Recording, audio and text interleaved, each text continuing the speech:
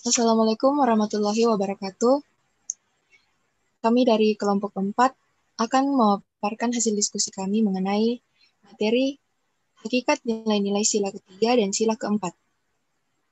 Adapun anggota kelompok 4 yaitu Adik Dalla Delviana Kasim, Amalia Husnul Hatimah, Anggreni Anugrah Putri, Elvidia Siti Safrina, Febri Ananda Valentine, Raidatun Nisa, dan Siti Aisyah Safira.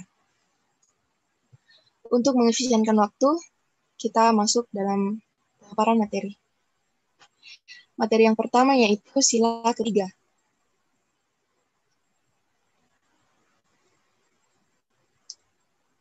Hakikat sila ketiga akan dibawakan oleh Saudari Dalla Delviana Kasim.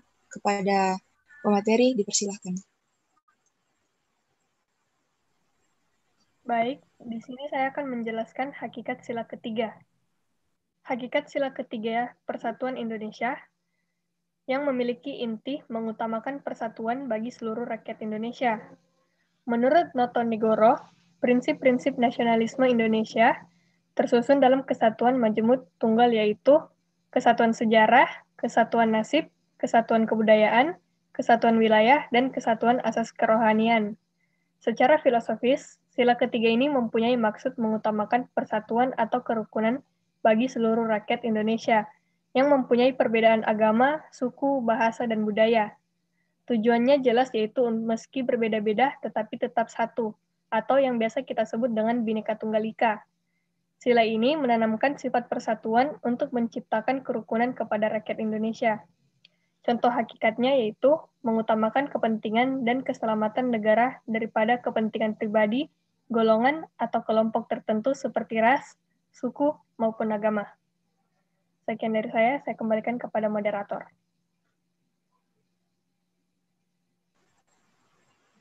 Selanjutnya,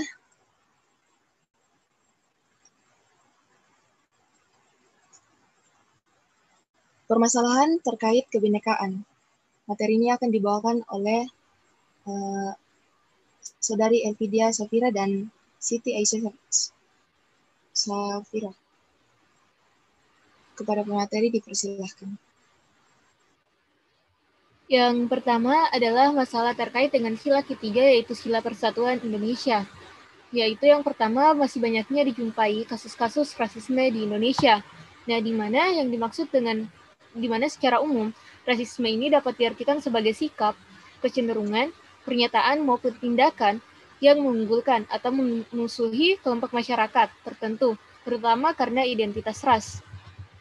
Rasisme adalah perbedaan perlakuan terhadap seseorang yang dianggap berbeda, dengan memberikan penilaian yang diukur berdasarkan karakteristik sosial atau konsep self-mental, yaitu anggapan bahwa jenis kelamin, agama, maupun bahasa yang dimiliki oleh seseorang merupakan penentu derajat atau kedudukan seseorang tersebut dalam perilaku sosial. Nah, adanya kasus rasisme ini tidak terlepas dari dua aspek, yaitu yang pertama, adanya diskriminasi ras. Dimana yang dimaksud dengan diskriminasi ras ini mencakup segala bentuk perilaku pembedaan berdasarkan ras. Bentuk diskriminasi ras ini tampak jelas dalam pemisahan tempat tinggal warga ras-ras tertentu di kota-kota besar yang ada. Kemudian yang kedua yaitu terkait dengan prasangka ras, di mana prasangka ras ini merupakan akar dari bentuk rasisme. Prasangka adalah pandangan yang buruk terhadap individu atau kelompok manusia lain, dengan hanya merujuk kepada ciri-ciri tertentu seperti agama, pekerjaan, maupun kelas. Selanjutnya saya kembalikan ke moderator. Baik, pemaparan mengenai solusi permasalahan terkait kebinekaan akan dibawakan oleh Siti Aisyah Safira. Kepada saudari dipersilahkan. Terima kasih atas kesempatan yang telah diberikan. Saya akan menjelaskan mengenai solusi dalam menghindari rasisme ini. Yang pertama, kita perlu melihat segala hal dari sudut pandang orang lain. Bagaimana perasaan kita jika kita berada dalam posisi mereka? Kira-kira apa yang akan kita rasakan jika kita mengalami rasisme tersebut? Kemudian yang kedua, kita juga perlu menyadari bahwa setiap orang berbeda-beda. Jadi, kita tidak akan terjebak dalam stereotip adanya ras yang superior dan adanya ras yang inferior. Kemudian yang ketiga, kita jika terlanjur memiliki stereotip mengenai adanya ras yang superior dan inferior, kita perlu belajar untuk mengubahnya sedikit demi sedikit, atau kita perlu mencoba untuk merespon orang lain dengan cara yang lebih baik. Mungkin itu saja dari saya kembalikan kepada moderator.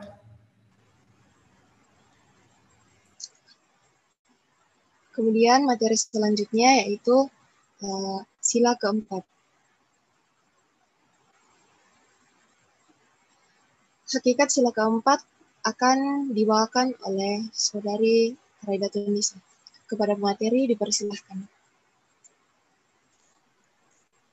Baik, saya akan menjelaskan tentang hakikat sila keempat atau sila kerakyatan yang dipimpin oleh hikmat kebijaksanaan dalam permusyawaratan perwakilan.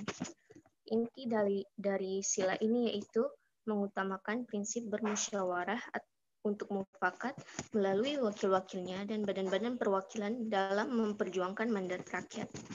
Hakikat sila ini juga adalah demokrasi, yaitu pemerintahan dari rakyat, oleh rakyat, dan untuk rakyat. Arti dan makna sila keempat ini yaitu sistem demokrasi perwakilan dipimpin oleh orang-orang yang berprofesional dan berintegritas melalui sistem musyawarah. Mungkin itu saja yang dapat saya sampaikan. Saya kembalikan ke moderator. Selanjutnya, permasalahan terkait demokrasi Pancasila. Materi masalah akan dibawakan oleh Saudari Amalia Husnul Hatimah. Kepada pemateri dipersilahkan. Baik, terima kasih atas kesempatan yang diberikan. Masalah yang saya ambil adalah tentang pergeseran demokrasi Pancasila, yaitu kecurangan di dalam pemilu. Dalam waktu setahun, Indonesia akan menghadapi pesta demokrasi, yaitu pemilihan legislatif dan pemilihan presiden. Salah satu kasus yaitu kondisi di mana tempat pemungutan suara pada batas akhir pencoblosan, saksi dibiarkan saja oleh panitia supaya jenuh dan tidak betah di area TPS. Belum lagi permasalahan kunci kotak suara setiap saat bisa saja berubah dan dibuka. Kemudian, tempat kotak suara yang terkadang luput dari pengawasan KPU dan Bawaslu di setiap pelosok Indonesia. Hanya itu yang dapat saya jelaskan. Saya kembalikan kepada moderator.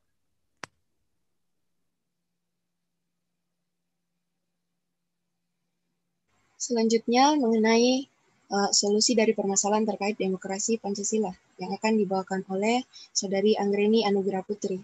Kepada pemateri dipersilahkan. Baik, terima kasih atas kesempatannya.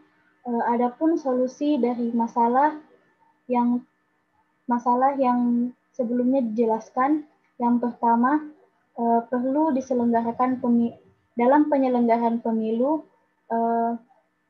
penyelenggara pemilu menjaga dan memelihara profesionalitas, integritas, independensi, dan netralitasnya. Yang kedua, penindakan dan penegakan hukum oleh jajaran Bawaslu atau Badan Pengawas Pemilu. Dan yang ketiga, dapat dibentuk satuan tugas atau satgas atau gugus tugas mengatasi kecurangan pemilu. Satgas ini dapat dibentuk oleh partai-partai yang terkait. Itu saja yang dapat saya jelaskan. Saya kembalikan pada moderator. Baik, demikian pemaparan materi dari kelompok keempat. Sekian dan terima kasih.